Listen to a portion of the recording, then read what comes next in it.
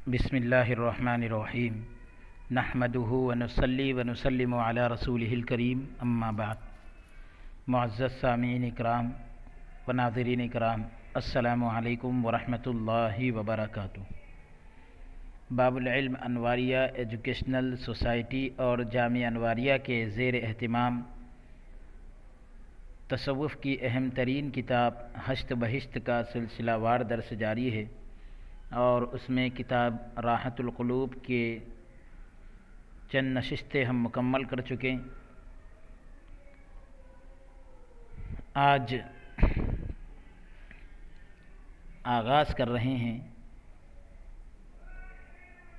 5ویں ماہ رمضان المبارک، یعنی رمضان المبارک کی 5ویں تاریخ کو سن 655 ہجری کو قدم بوسی کا شرف حاصل ہوا۔ قدم کو چومنے کا موقع ملا۔ اہل صفہ کے عزیز حاضر خدمت تھے، اہل صفہ کے عزیز حاضر خدمت تھے۔ بات ماہ رمضان المبارک کے بارے میں ہو رہی تھی، رمضان کے مہینے کے بارے میں بات چیت چل رہی تھی۔ زبان مبارک سے فرمایا کہ ماہ رمضان بڑی بزرگی والا مہینہ ہے۔ اس ماہ میں، اس مہینے میں ابلیس لعین کو بند رکھا جاتا ہے، یعنی شیطان مردود کو بند رکھا جاتا ہے تاکہ اس سے مسلمان بے کھٹکے رہیں، یعنی مسلمان شیطان سے بالکل بے خوف ہو جائیں، کیونکہ رمضان کے اندر شیطان کو قید کر دیا جاتا ہے اور رحمت کے تمام دروازے کھول دیے جاتے ہیں۔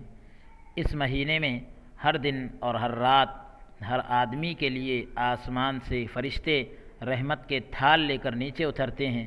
حکم ہوتا ہے کہ جب بندے روزہ افطار کریں تو ان کے سر پر قربان کریں، یعنی وہ رحمت کی جو تھال ہوتے ہیں اور اس میں تھال کے اندر رحمت ہوتی ہے، تو اللہ تبارک و تعالیٰ کی طرف سے حکم ہوتا ہے کہ میرا بندہ جب روزہ افطار کرے تو یہ رحمت کے تھال کو ان پر قربان کر دے، یعنی رحمتوں کو ان پر نچھاور کر دے۔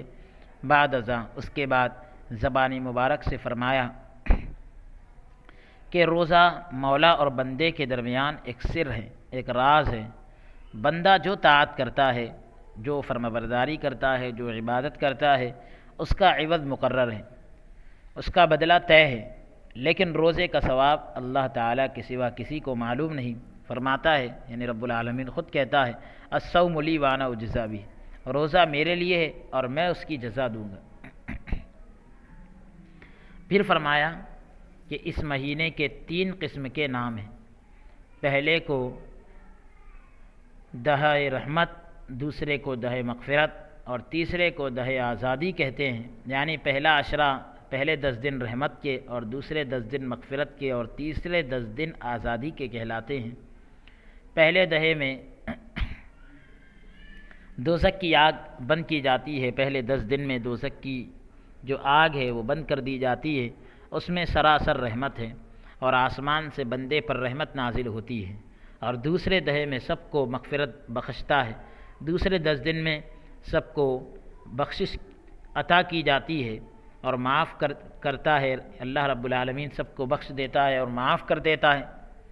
تو 11 سے لے کر 20 تک کے یہ معاملہ ہوتا ہے، اور کوئی ایسی گھڑی یا لحظہ نہیں، کوئی ایسا لمحہ نہیں گویا جس میں لاکھوں مسلمان نہ بخشے جائیں، یعنی ہر لمحہ اور ہر گھڑی کے اندر لاکھوں مسلمانوں کو بخشا جاتا ہے۔ تیسرے دہے میں، تیسرے 10 دن میں تمام مسلمانوں روزہ دار کو دوزخ کی آگ سے آزادی حاصل ہوتی ہے، یعنی جو مسلمان روزہ رکھتے ہیں تو ایسے روزہ داروں کو دوزخ کی آگ سے آزادی حاصل ہوتی ہے، چھٹکارا حاصل ہوتا ہے۔ بعد ازاں اس کے بعد فرمایا کہ جو شخص ماہ رمضان کے آنے سے خوش ہو، حق تعالیٰ اسے کبھی ناخوش اور غمناک نہیں کرتا، یعنی اللہ رب العالمین اسے کبھی ناراض نہیں کرتا اور اسے کبھی غمگین نہیں کرتا، اور اس کی روزی میں نیکی اور برکت عطا فرماتا ہے۔ اور جو اس کے جاتے وقت غمناک ہو، رمضان کے جانے کی وجہ سے اگر کوئی غمگین ہوتا ہے تو اللہ تعالیٰ اسے دونوں جہان کی یعنی دنیا اور آخرت کی خوشیاں عنایت کرتا ہے۔ اور کبھی غمناک نہیں کرتا۔ اللہ تبارک و تعالیٰ اسے کبھی غم کے اندر مبتلا نہیں کرتا۔ بعد ازاں اس کے بعد فرمایا کہ ماہ رمضان کے روزے رکھنے سے، رمضان کے مہینے کے روزے رکھنے سے 1000 سال کا ثواب نامہ اعمال میں لکھا جاتا ہے، اور اسی قدر بدیاں دور کی جاتی ہے، اتنی ہی برائیاں دور کی جاتی ہے۔ نیز فرمایا، ساتھ یہ فرمایا کہ شب قدر صرف اخیر کے عشرے میں پائی جا سکتی ہے، شب قدر صرف اخیر کے عشرے میں پائی جا سکتی ہے۔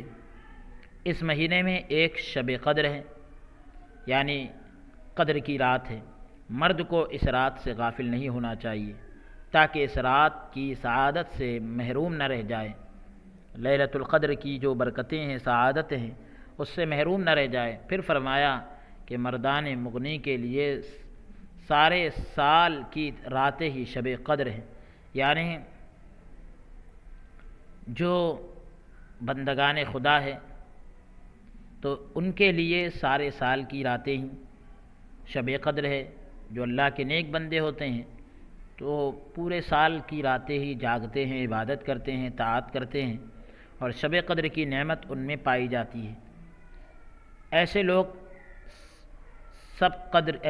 سب شب قدر کی دولت ضرور حاصل کر لیتے ہیں۔ بعد ازاں اس کے بعد فرمایا کہ بزرگ اور خواجگان اس مہینے کی ہر تراویح میں قرآن شریف ختم کیا کرتے ہیں۔ پھر فرمایا کہ شیخ عثمان ہارونی رحمۃ اللہ علیہ ہر رات تراویح میں 2 مرتبہ قرآن شریف ختم کیا کرتے تھے، یعنی ماہ رمضان میں 60 مرتبہ قرآن شریف ختم کرتے ہیں۔ پھر فرمایا، ایک مرتبہ سفر کرتے کرتے مغرب کی طرف امام حداوی کی مسجد میں ماہ رمضان میں اترا۔ وہاں پر ایک بزرگ باعظمت، بڑی ہی عظمت والی شخصیت شیخ عبداللہ محمد باخرزی نام کا رہتا تھا، جو امامت کرایا کرتا تھا، یعنی نماز پڑھانے کے فرائض، نماز پڑھانے کے معاملات انجام دیا کرتے تھے۔ ہر رات 3 مرتبہ قرآن شریف ختم کیا کرتا تھا، ہر رات 3 مرتبہ قرآن شریف کو مکمل کیا کرتے تھے، اور ان کے علاوہ 4 سپارے پڑھا کرتا تھا، 4 پارے اور پڑھتے تھے۔ وہ مہینہ میں نے وہیں بسر کیا اور اس کے پیچھے نماز پڑھنے کی یہ سعادت حاصل کی۔ پھر فرمایا کہ اس کام میں جب تک ایسا مجاہدہ اور اس قسم کی ریاضت نہ کرے گا، اس کام میں جب تک ایسا مجاہدہ، ایسی محنت و مشقت اور اس قسم کی ریاضت نہ کرے گا، کبھی کسی مقام کو نہ پہنچے گا۔ اگر کچھ مقام حاصل کرنا ہے، بلندی حاصل کرنا ہے، تو اس طرح کی عبادت اور ریاضت کیے بغیر حاصل نہیں کیا جا سکتا۔ اس واسطے کہ اہل صفہ کہتے ہیں، یعنی صوفیاء کرام کی جماعت بھی کہتی ہے، اور دیگر حضرات اس راہ کے مسافر جو ہے، تصوف کی راہ کے جو مسافر ہے، وہ کہتے ہیں کہ اس راہ میں مجاہدہ بہت ہے، اس راہ میں محنت اور مشقت بہت ہے۔ پھر فرمایا کہ خواجہ بایزید بسطامی علیہ الرحمہ نے 70 سال اللہ تعالیٰ کی عبادت کی۔ حضرت بایزید بسطامی رحمۃ اللہ علیہ نے 70 سال اللہ تعالیٰ کی عبادت کی، ایک 2 سال تک نفس کو پانی تک نہیں دیا، 2 سال تک اپنے آپ کو، اپنے نفس کو سیراب نہیں کیا، اور نفس کی کوئی آرزو پوری نہیں کی۔ یعنی نفس کو پانی نہیں دیا سے مطلب یہ ہے کہ نفس کچھ کہے لیکن اس کی پرواہ نہ کیا، نفس خواہش کر رہا ہے، کچھ مانگ رہا ہے، لیکن اس کی آرزو کو پوری نہیں کی، تب کہیں باریاب ہوئے ہیں، تب کہیں جا کر کامیاب ہوئے کہ انہوں نے نفس کی 2 سال تک کوئی نہ سنی۔ جب باریاب ہوئے یعنی کامیاب ہوئے تو غیب سے آواز آئی کہ تجھ میں دنیاوی آلائش موجود ہے، دنیا کی کچھ گندگیاں موجود ہے، جب تک تو اسے نہ پھینکے گا آگے نہیں آ سکے گا۔ عرض کی پروردگار میرے پاس کچھ نہیں۔ آواز آئی کہ اچھی طرح دیکھ بھال، دیکھا تو ایک پوستین اور کوزہ پانی والا تھا، وہ بھی پھینک دیا، یعنی پانی کا پیالہ وغیرہ تھا، تو وہ تک کے جو ہے اگر پاس میں ہے تو کہا گیا کہ تمہارے اندر ابھی دنیا کی کچھ آلائش ہے، گندگی ہے، اس کو بھی پھینک دو۔ اللہ اکبر، تب اس مقام میں پہنچا۔ جب شیخ الاسلام اس بات پر پہنچے تو زار زار روئے اور فرمایا کہ بایزید پوستین اور لوٹے کی وجہ سے باریاب نہ ہو سکے، یعنی وہ اتنی چھوٹی سی چیز رکھنے کی وجہ سے کامیاب نہ ہو سکے تو لوگ اس قدر تعلقات کے ہوتے ہوئے کس طرح باریاب ہوں گے؟ لوگوں کو دنیا سے اتنا لگاؤ اور اتنا تعلق ہے اور دنیا کی اتنی چیزوں سے ان کا تعلق جڑا ہوا ہے تو کیسے کامیاب ہوں گے؟ پھر حاضرین نے مخاطب ہو کر فرمایا یہ بھی تو ماہ رمضان ہے، یا یہ کہ حاضرین کی طرف متوجہ ہو کر فرمایا کہ یہ بھی تو رمضان کا مہینہ ہے، کوئی ہے جو تراویح میں قرآن شریف ختم کرے؟ سب آداب بجا لائے، یعنی سب نے آداب کی رعایت کرتے ہوئے کہا کہ اور عرض کی زہ سعادت، یہ بڑی خوش نصیبی کی بات ہے، آپ اس بات کے ذمہ دار ہوئے ہیں۔ پھر شیخ الاسلام جو ہے، یعنی لوگوں نے کہا کہ آپ خود جو ہے اس بات کے ذمہ دار ہیں، یعنی ہم جو ہے اس لائق سمجھتے ہیں آپ ہی کو کہ آپ ہی قرآن شریف ختم کرے تراویح کے اندر۔ پھر شیخ الاسلام ہر رات تراویح میں 2 مرتبہ قرآن شریف ختم کرتے، ہر رکعت میں 10 سپارے پڑھتے، 10 پارے ہر رکعت میں پڑھتے، پھر رات سے پہلے ختم بھی کر لیتے، یعنی ہر رات میں قرآن شریف ختم کرتے۔ اس مہینے میں بھی حاضر خدمت تھا، اس مہینے میں میں بھی حاضر خدمت تھا۔ جو مصنف علیہ الرحمہ ہے وہ بیان کر رہے ہیں کہ میں بھی اس مہینے میں اپنے پیر و مرشد کے ساتھ خدمت میں حاضر تھا۔ بعد ازاں اس کے بعد کشف اور کرامات کے بارے میں گفتگو شروع ہوئی، جو حال کو روشن کرنے کا جو معاملہ ہوتا ہے اور کرامات کا جو معاملہ ہوتا ہے اس کے بارے میں گفتگو شروع ہوئی تو زبان مبارک سے فرمایا کہ ایک مرتبہ میں اور شیخ جمال الدین ساکن اوچ، جو اوچ مقام کے رہنے والے تھے، ایک ہی جگہ پر ہم تھے، وہ صاحب قوت و نعمت و درویش تھا، یعنی وہ بڑے ہی نعمت والے اور بڑے ہی طاقت والے اور درویش تھے۔ ہم دونوں بیٹھے تھے کہ اتنے میں چند قلندر اور درویش آہنی سیخیں کمر میں لٹکائے آ پہنچے، جو ہے چند قلندر درویش جو ہے آئے اور ان کی کمر کے اندر سیخیں لٹک رہی، آئے اور سلام کر کے شیخ صاحب کے پاس بیٹھ گئے۔ ہر ایک قلندر سخت باتیں کرتا تھا۔ اس وقت شیخ صاحب رحمۃ اللہ علیہ کے جماعت خانے میں چھاچھ موجود نہ تھی، ان قلندروں نے چھاچھ مانگ لی، چھاچھ جو ہے وہ طلب کر لی۔ شیخ صاحب میرا منہ دیکھتے تھے اور میں ان کا، پوچھا کیا کروں؟ میں نے کہا آپ کے جماعت خانے کے سامنے پانی جاری ہے، میں انہیں وہاں پہنچا آتا ہوں تاکہ چھاچھ پی لیں، یعنی آپ کے جماعت خانے کے سامنے جو پانی بہ رہا ہے میں ان کو وہاں تک لے جاتا ہوں تاکہ یہ چھاچھ پی لے۔ شیخ صاحب نے ان درویشوں کو کہا کہ اس ندی پر جا کر چھاچھ پی لو۔ خیر چاروں ناچار جیسے تیسے اٹھ کر ندی کے کنارے پہنچے تو کیا دیکھتے ہیں کہ تمام پانی چھاچھ بنا ہوا ہے، جس قدر ان سے ہو سکا پی لیا۔ شیخ صاحب نے ان درویشوں سے کہا اندر جا بیٹھو آرام کرو، اندر جا بیٹھو آرام کرو، اندر مطلب جا کر بیٹھ جاؤ آرام کرو۔ پھر شیخ صاحب کی بزرگی کی نسبت آپ نے یہ حکایت بیان فرمائی کہ ایک مرد نے حج سے آ کر سلام کیا اور کہا کہ میں نے حج کیا ہے، آپ طواف میں میرے ہمراہ تھے، میرے ساتھ تھے۔ ایک شخص نے آ کر سلام کرنے کے بعد کہا کہ میں نے حج کیا ہے، آپ طواف میں میرے ساتھ تھے۔ شیخ صاحب نے للکارا کہ اے نادان، مطلب اس کو للکار کر کہا کہ اے نادان، کیا تو مردوں کی بات فاش کرتا ہے؟ اللہ کے بندوں کی بات کو تو ظاہر کرتا ہے، چپ رہ کہ مردان خدا گودڑی تلے ہوتے ہیں۔ خدا کے جو نیک بندے ہوتے ہیں وہ سادے سیدھے لباس میں ہوتے ہیں اور ان کے نیچے چھپے ہوتے ہیں، یہ تو کوئی بڑی بات نہیں۔ کعبہ خود ہمارے پاس ہے، اگر مرد چاہیں تو مشرق سے مغرب تک کی ساری چیزیں دکھا سکتے ہیں، یعنی اگر خدا کے یہ نیک بندے چاہیں تو مشرق سے لے کر مغرب تک کی ساری چیزیں دکھا سکتے ہیں اور پھر اپنے مقام میں آ جاتے ہیں۔ ایک گھڑی نہ گزرنے پائی تھی کہ اس مرد کا ہاتھ پکڑ کر کہا کہ آنکھیں بند کر۔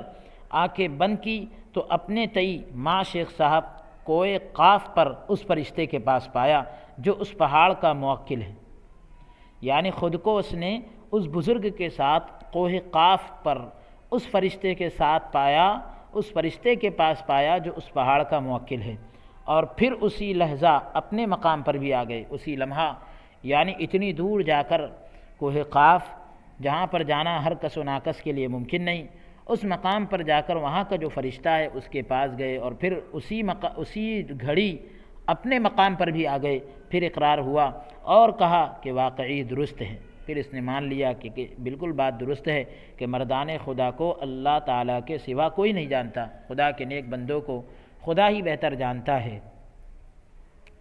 شیخ الاسلام نے فرمایا کہ نماز کے وقت کوئی شخص شیخ جمال الدین رحمۃ اللہ علیہ کو نہ دیکھتا، جب نماز کا وقت ہوتا نظر سے غائب ہو جاتے۔ آخر معلوم ہوا کہ خانہ کعبہ میں نماز ادا کرتے ہیں اور اسی وقت خانہ کعبہ میں موجود ہوتے ہیں۔ شیخ الاسلام یہی فرما رہے تھے کہ ایک جوگی پیر مجاہدہ کیے ہوئے دور سے آپ کی خدمت میں حاضر ہوا اور آداب بجا لایا، آپ کے رعب کی وجہ سے سر زمین سے نہ اٹھا سکا، اس نے اپنے سر کو زمین سے نہ اٹھایا۔ جب آپ کی نظر پڑی تو رعب سے فرمایا کہ سر اٹھا، بالکل رعبدار طریقے سے کہا کہ سر اٹھاؤ۔ ہاتھ اٹھا کر آپ نے پوچھا کہاں سے آیا ہے اور کس طرح آیا، کہاں سے آیا، کیسے آیا؟ جوگی جو ہے مارے ڈر کے کچھ نہ کہہ سکا۔ جب 2-3 مرتبہ پوچھا تو آہستہ سے عرض کی کہ آپ کی دہشت نے مجھ میں اس قدر اثر کیا ہے کہ منہ سے بات نہیں نکلتی۔ آپ کی جو دہشت ہے، آپ کا ڈر ہے، اس نے مجھے اس قدر متاثر کر دیا کہ میرا منہ ہی نہیں کھلتا۔ بعد ازاں اس کے بعد شیخ الاسلام نے مجھے مخاطب کر کے فرمایا کہ یہ جوگی دعویٰ سے ہمارے پاس آیا تھا، یہ جوگی جو ہے دعوے کے ساتھ ہمارے پاس آیا تھا۔ جب اس نے سر زمین پر رکھا تو دل میں خیال آیا کہ اس کا چہرہ زمین پر ہی رہے، چنانچہ ویسا ہی ہوا۔ بہت چاہا کہ سر اٹھائے، یعنی وہ چاہتا تو یہ تھا، بہتیرا چاہتا تھا، مطلب یہ وہ بہت چاہتا تھا کہ سر اٹھائے لیکن اٹھا نہ سکا۔ اگر اس جوگی کو بخشا نہ جاتا تو قیامت تک اسی حال میں رہتا۔ بعد ازاں شیخ الاسلام نے جوگی سے پوچھا، وہ جو پیر آیا تھا، کہ اپنے کام میں کہاں تک ترقی کی ہے؟ عرض کی کہ جوگی جب کمالیت کو پہنچتا ہے تو ہوا میں اڑنے لگتا ہے، یعنی میرا کمال اور میری ترقی یہ ہے کہ میں ہوا میں اڑنے لگتا ہوں۔ فرمایا جلدی کر تاکہ ہم دیکھیں، یعنی جلدی جلدی اڑ کے بتلاؤ۔ تو جوگی اڑا، آپ نے اپنی نالین مبارک اس کے پیچھے پھینکی، اپنی جوتیاں جو ہے اس کے پیچھے پھینکی۔ اللہ تعالیٰ کے حکم سے نالین جوگی کے سر پر بجی۔ یہ واقعہ تو بہت مشہور ہے، آپ نے بھی اس سے قبل سنا ہوگا۔ تو بہرحال وہ جو ہوا میں اڑنے کو بڑا ہی کمال سمجھ رہا تھا، حضرت کی نالین، حضرت کی جوتیاں جب اس کے سر پر لگی، جس طرف جوگی اڑتا وہ نالین مبارک اس کے سر پر پڑتی، جدھر بھی جاتا وہ جوتیاں حضرت کی جو ہے اس کے سر پر لگتی۔ فوراً نیچے اتر آیا، مان گیا اور کہنے لگا کہ جس شخص کی نال میں یہ برکت ہے، جس کی جوتی میں یہ برکت ہے، وہ خود کیسا ہوگا۔ فوراً مسلمان ہو گیا، عارف باللہ بنا۔ اس وقت جوگی نے بیان کیا کہ جہان میں جو نیک اور بد فرزند پیدا ہوتے ہیں، یعنی دنیا میں جو نیک اور برے بچے پیدا ہوتے ہیں، اس کا سبب یہ ہے کہ لوگ صحبت کرنا نہیں جانتے، یعنی ملاقات کی جو کیفیت ہے وہ ان کو معلوم نہیں، ملاقات کا جو طریقہ ہے وہ معلوم نہیں۔ الغرض ساری کیفیت اس نے بیان کی۔ ایک روز میں نے وہ ساری حقیقت شیخ الاسلام کی خدمت میں عرض کی، مسکرا کر فرمایا مولانا نظام الدین یہ بات ہے تو اچھی لیکن تیرے کس کام کی، اس کو سلامت رہنے دو، یعنی وہ بات کو ٹھیک رہنے دو، پر اپنا جو ہے تم کام اپنے پیش نظر رکھو، سامنے رکھو۔ بعد ازاں اس کے بعد اسی موقع پر ایک درویش ماں چند صوف پوشو درویشوں کے، یعنی ایک درویش جو ہے چند صوفی چند جو ہے اون پہنے ہوئے درویشوں کے ساتھ بیت المقدس سے حاضر خدمت ہوا۔ آداب بجا لایا، یعنی اس نے جو ہے جو آداب ہوتے ہیں اس کو پورا کیا، حکم ہوا کہ بیٹھ گئے۔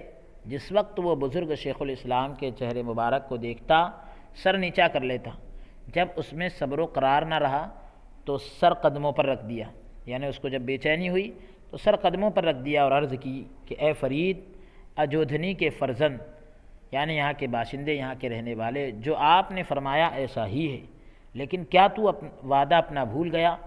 بابا فرید گنج شکر رحمۃ اللہ علیہ سے وہ کہنے لگا کہ کیا تو اپنا وعدہ بھول گیا؟ یہ سن کر وہ شرمندہ ہوا کہ میں نے یہ کیا کیا۔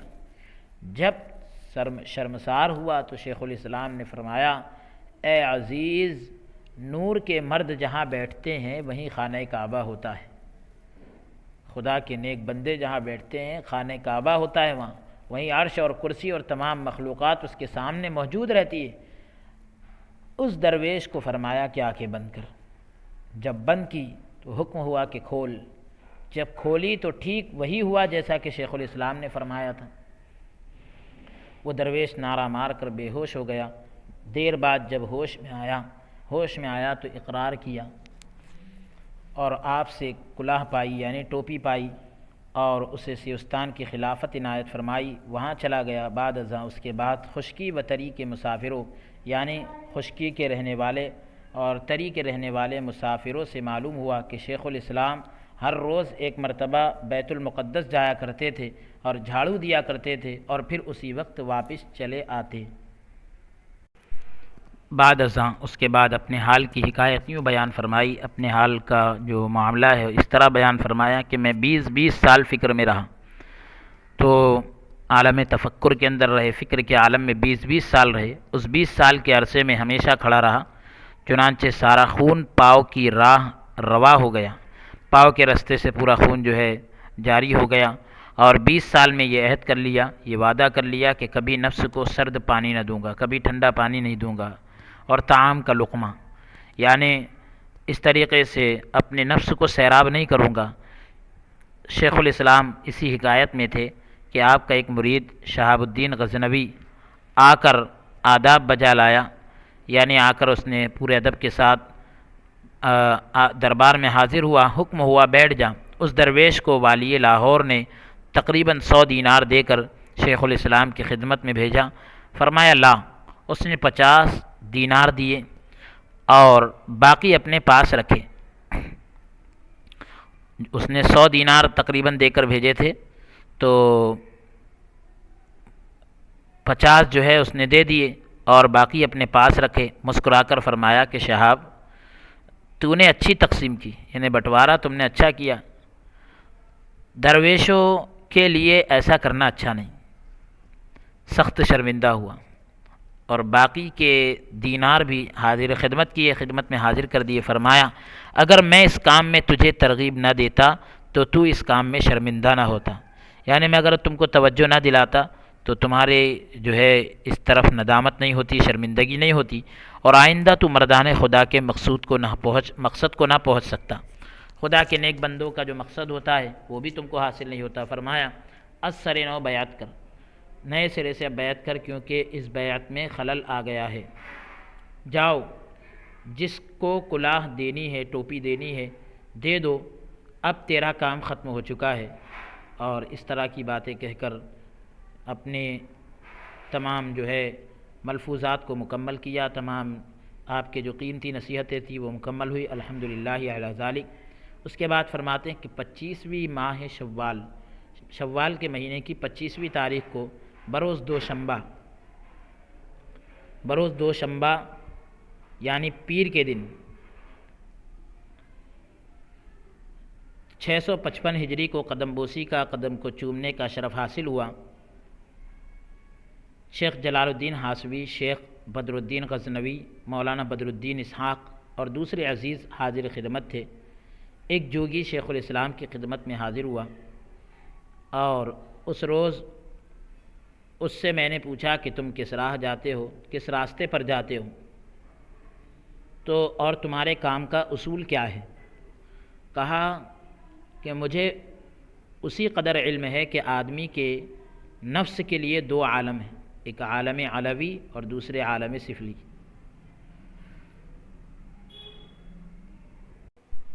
تو دوسرا جو ہے عالم سفلی ہے، یعنی ایک عالم اوپر کا ہے اور ایک عالم نیچے کا ہے۔ چوٹی سے ناف تک عالم علوی ہے، ناف سے قدموں تک عالم سفلی ہے۔ بعد میں شیخ الاسلام قدس اللہ سرہ العزیز نے فرمایا کہ واقعی ایسا ہے جیسا کہ وہ بیان کرتا ہے، لیکن عالم علوی میں صدق و صفا یعنی سچائی اور پاکیزگی، اخلاق حمیدہ اور نیک معاملہ ہے، اور عالم سفلی میں تمام نگہداشت، پاکیزی، پارسائی اور زہد ہے۔ پھر آپ دیدہ ہو کر آنکھوں میں آنسو بھر کر فرمایا کہ اس کی یہ بات مجھے بہت پسند آئی۔ پھر فرمایا کہ جو اس راہ میں اللہ تعالیٰ کی دوستی کا دعویٰ کرے اور دنیا کی محبت اس کے دل میں ہو تو وہ جھوٹا مدعی ہے، جھوٹا دعوے دار ہے۔ بعد ازاں فرمایا، اس کے بعد فرمایا کہ قاضی حمید الدین ناگوری رحمۃ اللہ علیہ تواریخ میں لکھتے ہیں کہ 3 وقت نزول رحمت ہوتا ہے، 3 وقت ایسے ہیں کہ اس میں رحمت کا نزول ہوتا ہے، رحمت نازل ہوتی ہے۔ اول سماع کے وقت، ایک جو ہے محفل سماع کے اندر رحمت کا نزول ہوتا ہے۔ دوم طاعت کی نیت سے کھانا کھاتے اور سوم درویشوں کے حالات دریافت کرتے وقت، یعنی عبادت کی نیت سے اگر کھانا کھا رہے ہیں تو بھی رحمت نازل ہوتی ہے۔ اور تیسرے درویشوں کے حالات کے بارے میں اگر آپ کچھ پوچھ تاچھ کر رہے ہیں تو یہ بھی جو ہے رحمت کے نزول کا وقت ہوتا ہے۔ یہ تقریر کر چکنے کے بعد آپ کی خدمت میں 6-7 درویش جو سب کے سب خرد سال صاحب نعمت اور خواجگان چشت کے خانوادے سے تھے، بڑے اونچے مرتبے کے تھے، بہرحال حاضر ہوئے، عرض کی کہ ہم میں سے ہر ایک کی حقیقت ہے، وہ للہ سن لے، اللہ کے لیے ہم میں سے ہر ایک کی حقیقت کو سن لے۔ مجھے اور مولانا بدر الدین کو فرمایا کہ ان کا ماجرا سن لو۔ انہوں نے بیان کرتے وقت تعظیم کے ایسے الفاظ استعمال کیے کہ ان کی خوش تقریری سے ہم دونوں آپ دیدہ ہو گئے، ہم دونوں بھی جو ہے آپ دیدہ ہو گئے، اور آپس میں کہا کہ شاید یہ فرشتے ہیں جو ہماری تعلیم کے لیے آئے ہیں، ہم کو کچھ سکھانے آئے ہیں تاکہ باہمی فیصلہ اس طرح کیا جائے۔ بعد ازاں اس کے بعد شیخ الاسلام نے یہ حکایت سنی تو آپ دیدہ ہو کر فرمایا کہ مردے سے کچھ ظاہر نہیں ہوتا، یعنی ناراضگی کا اثر ظاہر نہیں ہوتا۔ بعد میں فرمایا کہ جب لوگ کھانا کھائیں تو چاہیے کہ طاعت کو ثابت کرے، عبادت کو پیش کرے، کیونکہ طاعت کے لیے کھانا کھانا بھی طاعت ہے، عبادت کے لیے کھانا کھانا بھی عبادت ہے، اور ہوائے نفسانی کے لیے کھانا نہیں کھانا چاہیے، یعنی نفسانی خواہش کو پورا کرنے کے لیے اور اپنا پیٹ بھرنے کے لیے نہیں کھانا چاہیے بلکہ عبادت کی نیت سے کھانا چاہیے۔ پھر فرمایا کہ راحت الارواح میں قاضی حمید الدین ناگوری قدس اللہ سرہ العزیز لکھتے ہیں کہ ایک مرتبہ ایک درویش کی کٹیا، ایک درویش کی جھوپڑی دجلہ کے کنارے تھی، چند سال وہاں رہا، کچھ سال جو ہے وہ وہیں رہا۔ ایک درویش اس کے پاس آیا، پہلے درویش نے کھانا تیار کر کے اپنے اہل و عیال کو بلایا اور کہا کہ یہ کھانا اس درویش کو دو۔ اس عورت نے کہا راہ میں کشتی تو ہے نہیں، راہ میں یعنی راستے میں کشتی تو ہے نہیں، میں پار کس طرح جاؤں گی، دریا کے پار میں کس طرح جاؤں گی؟ درویش نے کہا کہ کنارے پر پہنچ کر یہ کہنا کہ اس درویش کی حرمت سے جس نے 29 سالوں میں صحبت نہیں کی مجھے راہ دے دے، ان 30 سالوں میں جس نے صحبت نہیں کی اس کے صدقے میں مجھے راستہ دے دے، وہ راستہ دے دے گا، دریا جو ہے راستہ دے گا۔ وہ عورت یہ سن کر متعجب ہوئی، یعنی تعجب میں پڑ گئی کہ اتنے فرزند پیدا ہوئے ہیں، یہ ایسی بات کیوں کہتا ہے؟ آخر کھانا باندھ روانہ ہوئی، یعنی کھانا توشہ وغیرہ تیار کر کے روانہ ہوئی، اور دریا کے کنارے پر پہنچ کر ویسا ہی کہا، پانی پھٹ گیا اور دریا کے اس پار جا کر کھانا درویش کے سامنے رکھا۔ درویش نے کھانا کھا کر کہا جاؤ۔ عورت حیران ہو گئی کہ اب واپس کس طرح جاؤں؟ درویش نے پوچھا کہ آئی کس طرح تھی، آپ آئی کس طرح تھی، کس انداز سے آئی تھی؟ اس عورت نے سارا ماجرا بیان کیا۔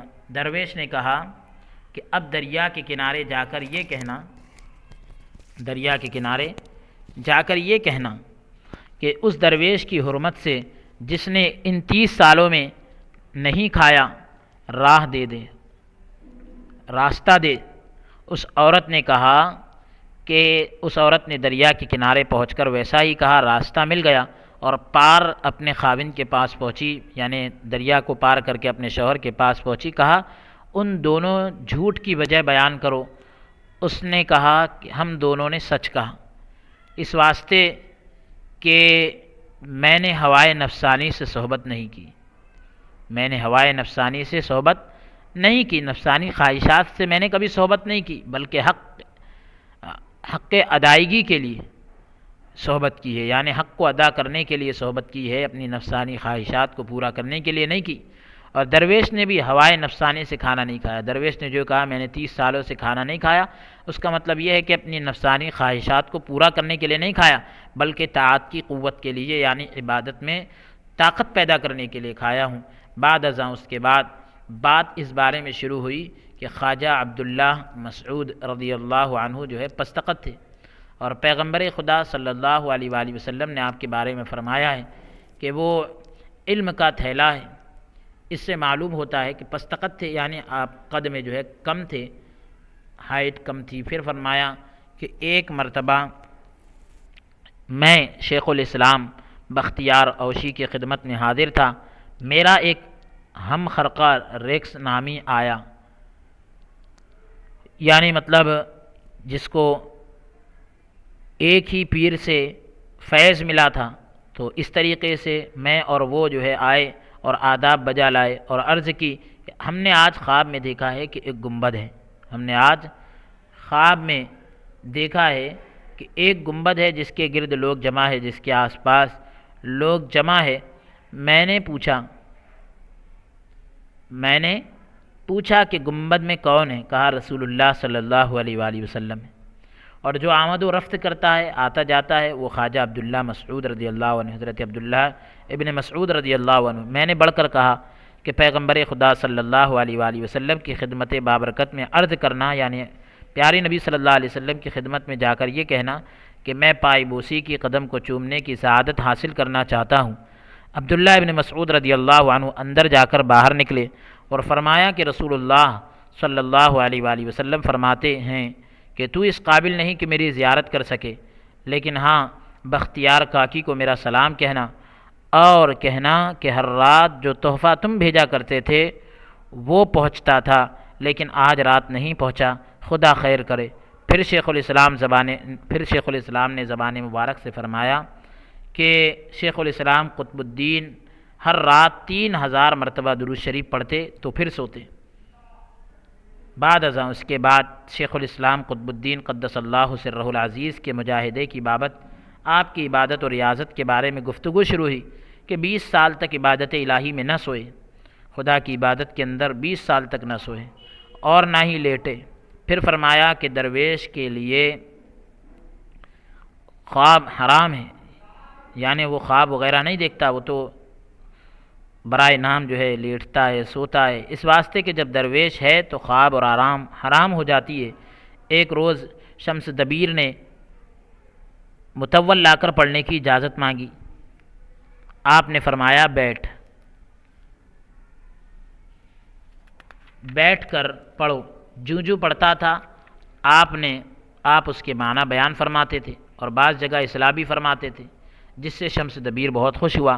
اسی اثناء میں شیخ الاسلام نے پوچھا کہ تیرا مدعا کیا ہے، تیری آرزو کیا ہے، تیری التجا کیا ہے، بات کیا ہے؟ عرض کی کہ میری والدہ بوڑھی ہے، میں اس کی پرورش میں رہتا ہوں اور معاش کی تنگی ہے، یعنی گزر بسر کا جو ہے معاملہ بہت تنگ ہے۔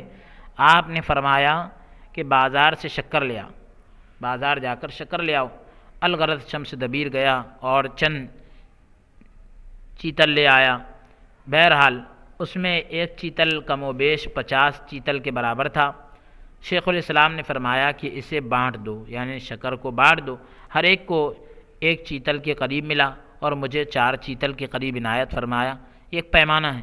شیخ الاسلام نے دعا فرمائی، اس کے رزق میں وسعت ہوئی، چنانچہ چند ہی روز میں سلطان غیاث الدین کے یہاں دبیر گیا اور اس کا کام بن گیا۔ الحمدللہ علی ذالک۔ 15ویں تاریخ ماہ مذکور، یعنی غالباً شوال کے مہینے کی 15 تاریخ کو سن 655 ہجری کو قدم بوسی کا شرف حاصل ہوا۔ والی اجودھن نے اپنے نوکروں کے ہاتھ 2 گاؤں کا حکم نامہ اور 22 بوریاں نقد یعنی 22 بوریاں شیخ الاسلام کی خدمت میں روانہ کی۔ 22 ایسی بوریاں روانہ کی جس میں کچھ نقد پیسے تھے۔ جب پہنچے تو فرمایا کہ بیٹھ جاؤ۔ وہ بیٹھ گئے اور وہ مال وغیرہ آپ کی خدمت میں پیش کیا۔ آپ نے مسکرا کر فرمایا کہ میں نے شروع سے اب تک اس قسم کا مال کسی سے قبول نہیں کیا، اور نہ ہی ہمارے خواجگان کی یہ رسم ہے، مطلب ہمارے خواجگان کی یہ عادت نہیں ہے۔ اسے واپس لے جاؤ، کیونکہ اس کے طالب اور بہت ہیں، اس کے طلبگار اور بھی بہت سے لوگ ہیں، انہیں دو۔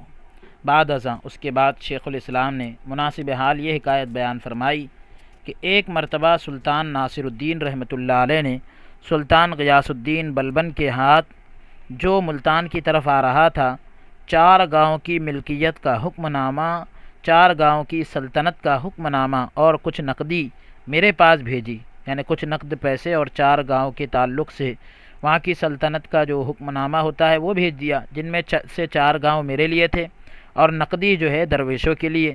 میں نے مسکرا کر کہا کہ اسے لے جاؤ، اس کے طالب اور بہت ہیں، انہیں دو۔ ہمارے خواجگان اور مشائخ نے اس قسم کی چیزیں قبول نہیں کی۔ پھر آپ دیدہ ہو کر فرمایا اگر ہم اس قسم کی چیزیں لیں تو ہمیں درویش نہیں کہیں گے بلکہ مالدار کہیں گے، اور کہیں گے کہ یہ گاؤں کا مالک ہے۔ پھر یہ منہ درویشوں کو کس طرح دکھائیں گے اور ان میں کس طرح کھڑے ہوں گے؟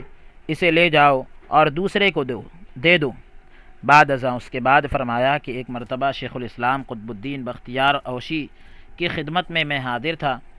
وزیر شمس الدین انار اللہ برہانہ، اللہ پاک ان کی دلیل کو روشن کرے، مع سلطانی لشکر آ پہنچا۔ وزیر شمس الدین جو ہے سلطانی لشکر کے ساتھ آ پہنچا۔ بادشاہ نے 6 گاؤں کی ملکیت اور کچھ بطور نذرانہ یعنی نذرانے کے طور پر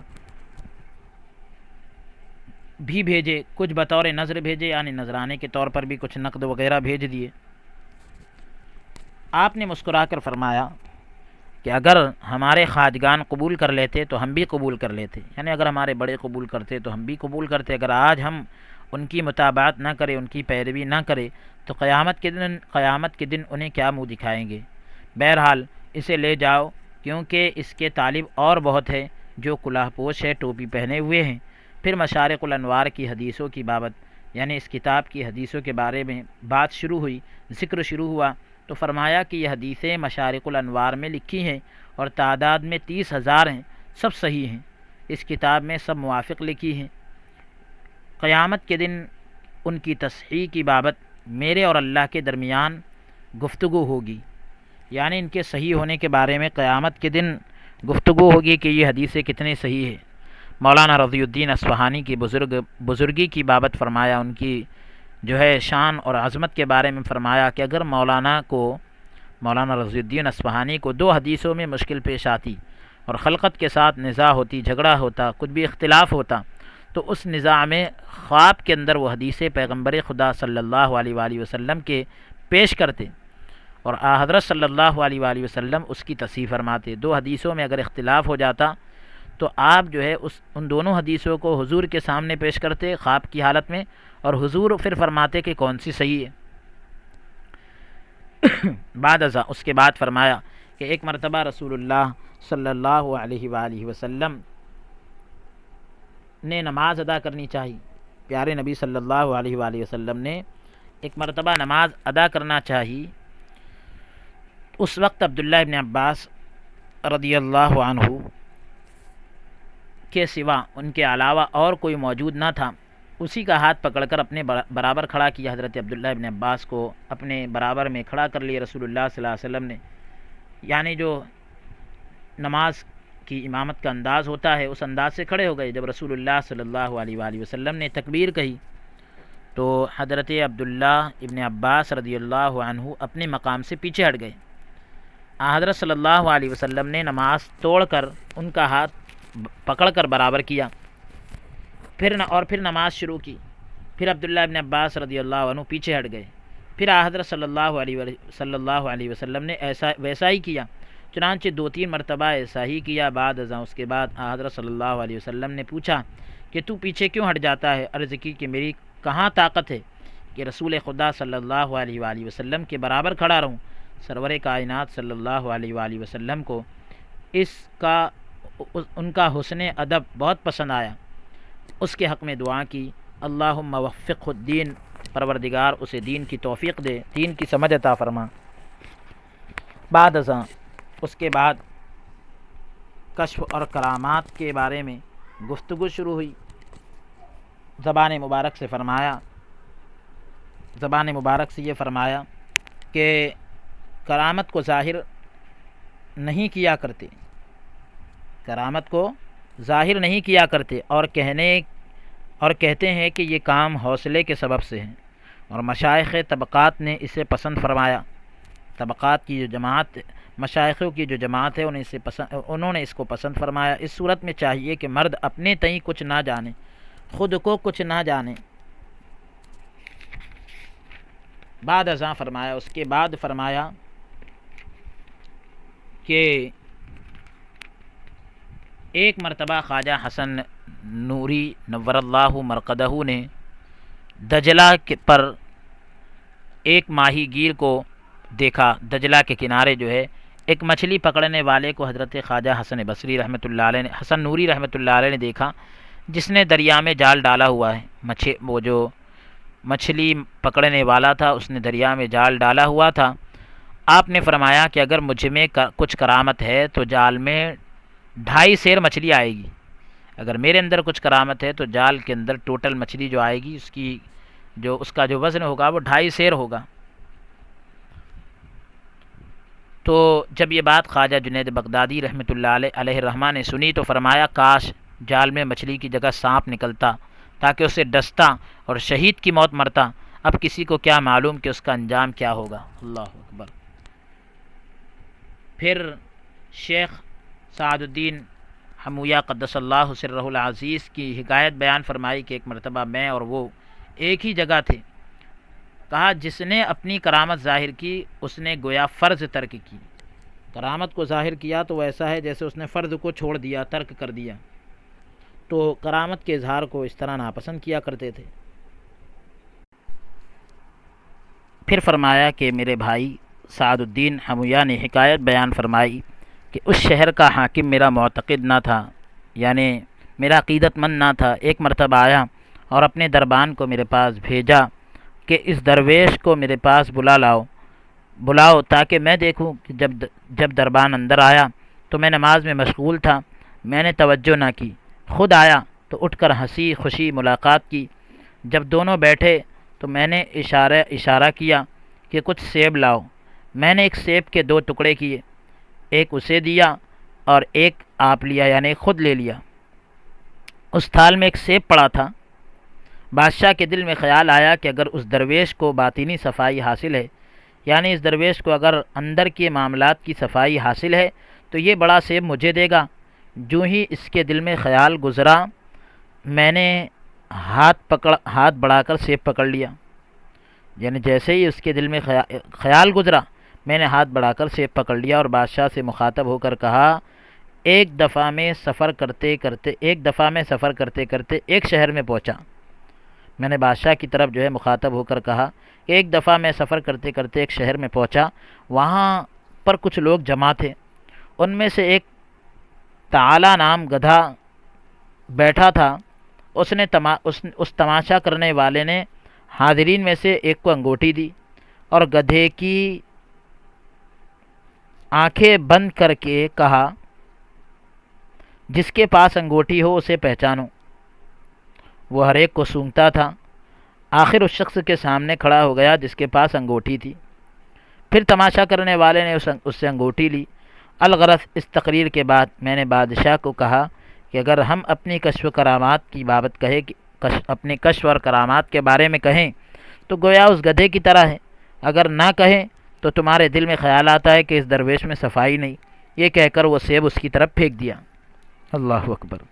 پھر شیخ الاسلام زار زار روئے اور فرمایا کہ مردان خدا اپنے آپ کو پوشیدہ رکھتے ہیں اور اپنی کرامت کسی کے پاس ظاہر نہیں کرتے۔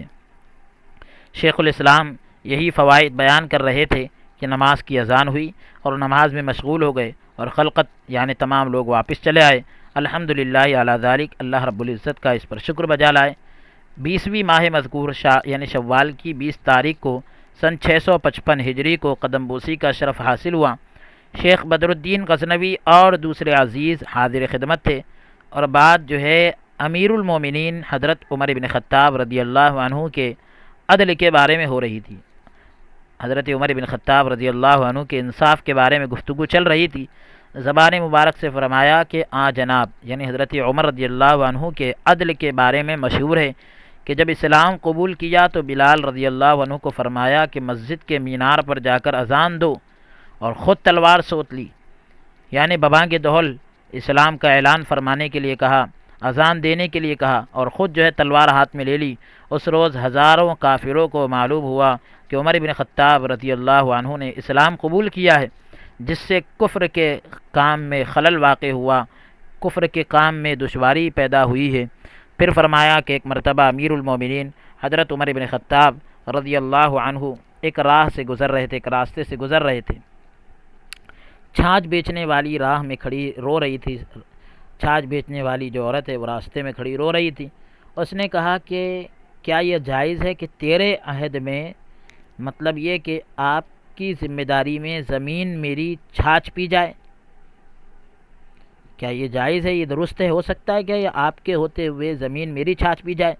فرمایا ہے زمین اس بڑھیا کی چھاچھ دے دے، بڑھیا کی چھاچھ دے دے، ورنہ 80 درے سے تیری خبر لوں گا، یا پھر یہ ورنہ فرمایا اسی درے سے، یعنی آپ کے ہاتھ میں کوڑا تھا تو کہا کہ اس کوڑے سے تیری خبر لوں گا۔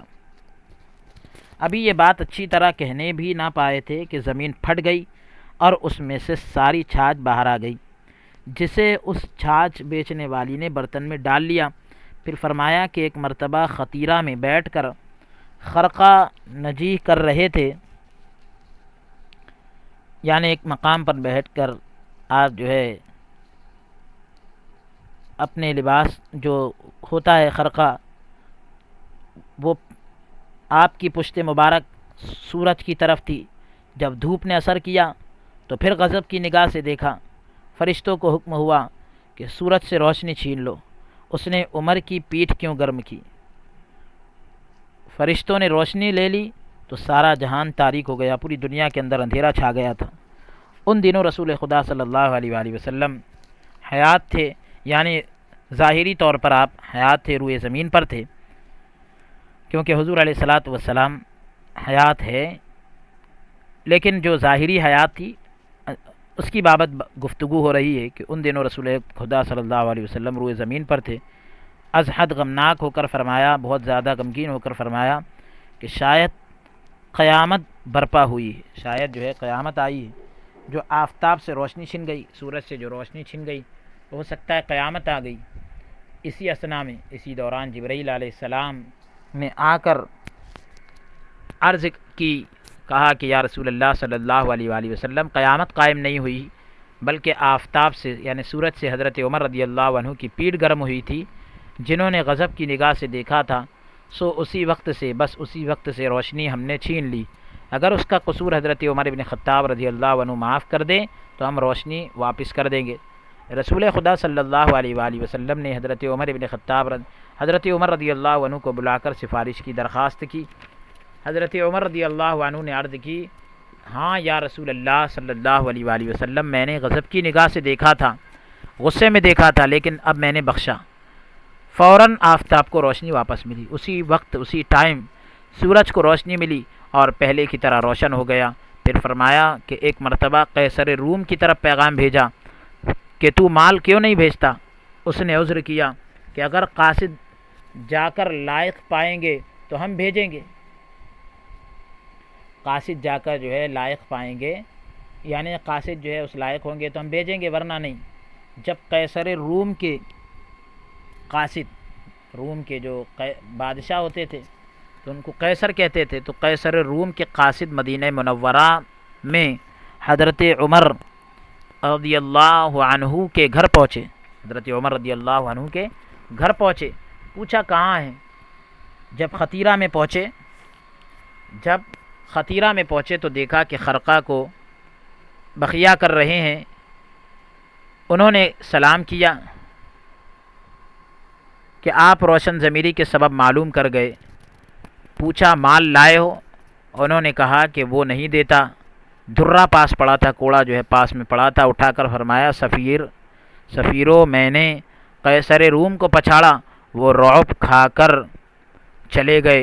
راستے ہی میں انہوں نے سنا کہ قیصر روم تخت پر بیٹھا دربار عام کر رہا تھا کہ اتفاقاً دیوار پھٹی اور ایک ہاتھ ماں درہ یعنی ایک ہاتھ کوڑے کے ساتھ نمودار ہوا، ظاہر ہوا، جس سے قیصر کا روم کے بادشاہ کا سر کٹ گیا۔ قاصدوں نے یعنی جو حضرت عمر رضی اللہ عنہ کی طرف سے بھیجے گئے تھے، انہوں نے جو کیفیت دیکھی تھی بیان کی، پھر اسی قدر مال آیا جس کی کوئی انتہا نہ تھی۔ اتنا مال آیا، بے حساب مال آیا، اور کئی ہزار کافر مسلمان ہوئے۔ الحمدللہ علی ذالک۔ 21ویں ماہ مذکور یعنی شوال المکرم کی 21 تاریخ کو سن 655 ہجری کو قدم بوسی کا شرف حاصل ہوا۔ بات جو ہے دنیا کے ترک کے بارے میں ہو رہی تھی، دنیا کو چھوڑنے کے بارے میں ہو رہی تھی۔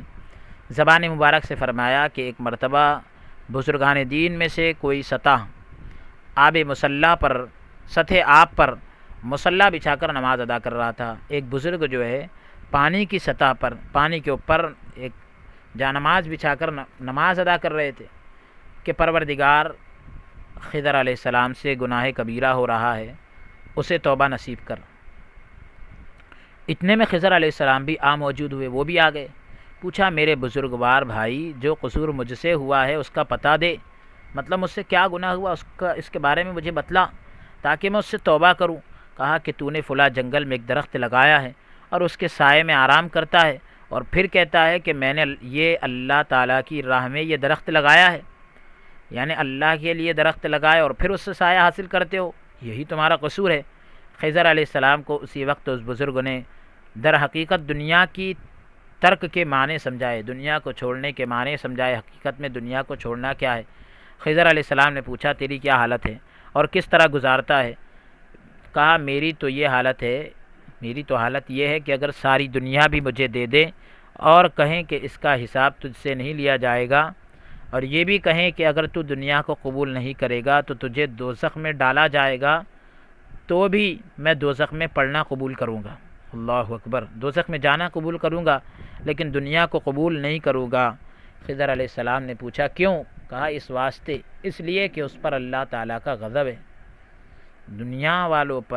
دنیا پر جو ہے اللہ تعالیٰ کا غضب ہے، اس لیے میں دنیا کو نہیں لوں گا، اور جسے اللہ تعالیٰ دشمن رکھتا ہے اسے میں بھی دشمن ہی سمجھتا ہوں، اور اس کے بجائے دوزخ قبول کروں گا لیکن دنیا قبول نہیں کروں گا۔ اللہ اکبر۔ پھر اس بارے میں گفتگو شروع ہوئی کہ انسان کو ہر حال میں یاد الہی میں مشغول رہنا چاہیے، خدا کی یاد میں لگا رہنا چاہیے۔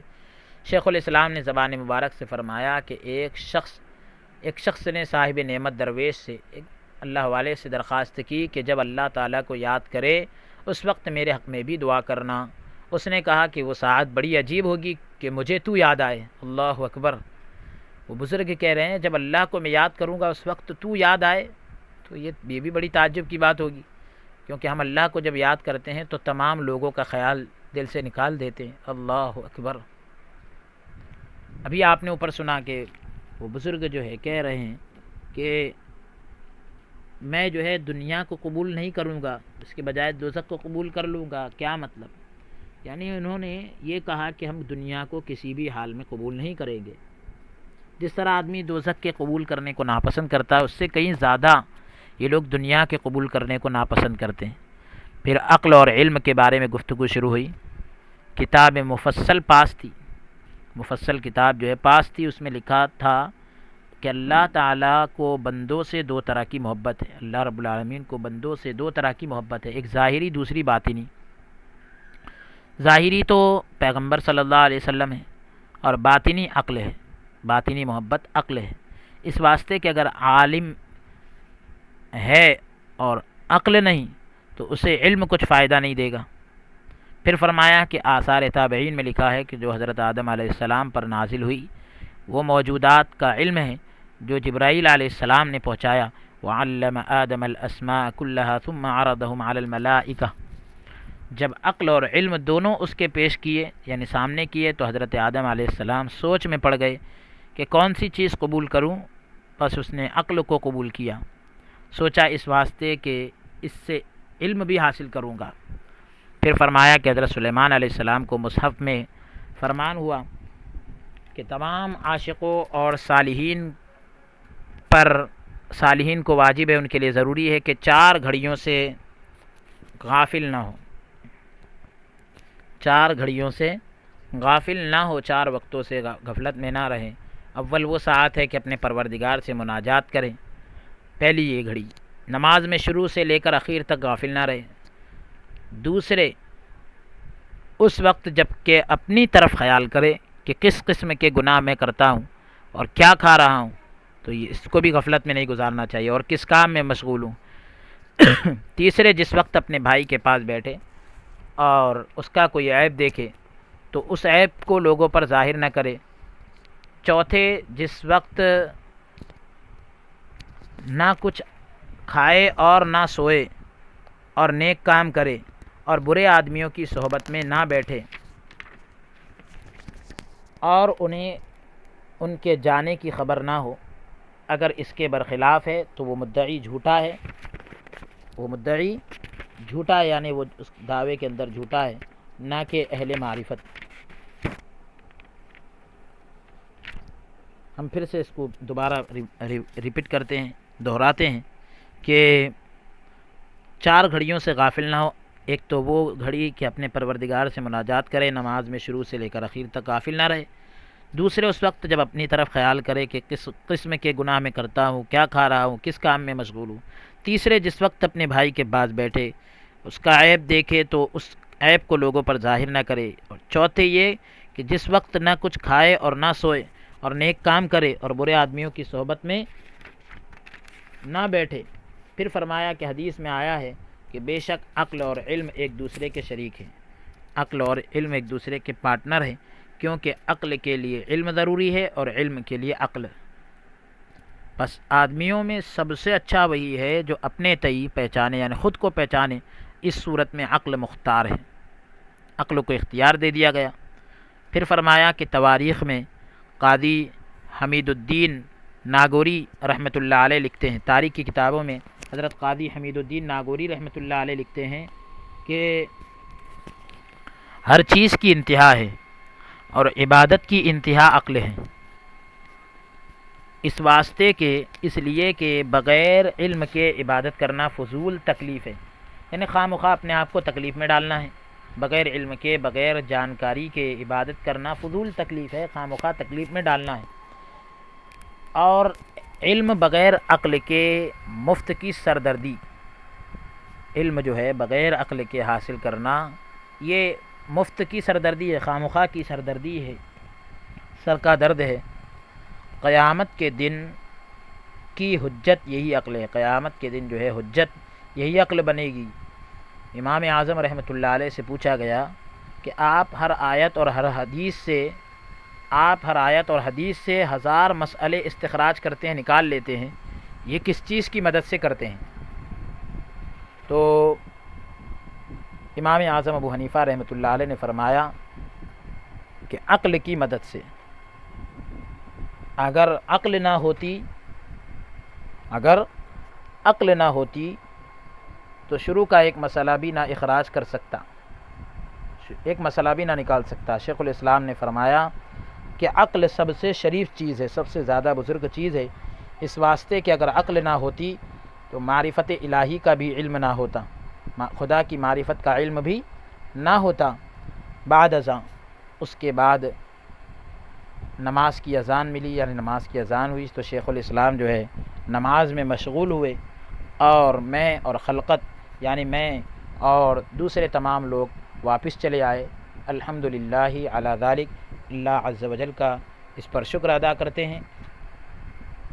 آج کی اس مجلس کو ہم یہیں پر موقوف کرتے ہیں اور اللہ رب العالمین کی بارگاہ میں دعا کرتے ہیں کہ پروردگار عالم ہمارے اس پڑھنے اور سننے کو اپنی مقدس بارگاہ میں قبول فرمائے، نجات کا ذریعہ بنائے، خواجگان چشت اور تمام بزرگان دین کے فیوض و برکات سے، ان کے فیضان سے ہم سب کو مالا مال فرمائے، اس ادارے کی خدمات کو بھی بے انتہا قبول فرمائے، آمین۔ وصلی اللہ تعالی وسلم علی خیر خلقہ ونور عرشہ سیدنا و نبینا محمد وعلی آلہ واصحابہ اجمعین برحمتک یا ارحم الراحمین، والحمد للہ رب العالمین۔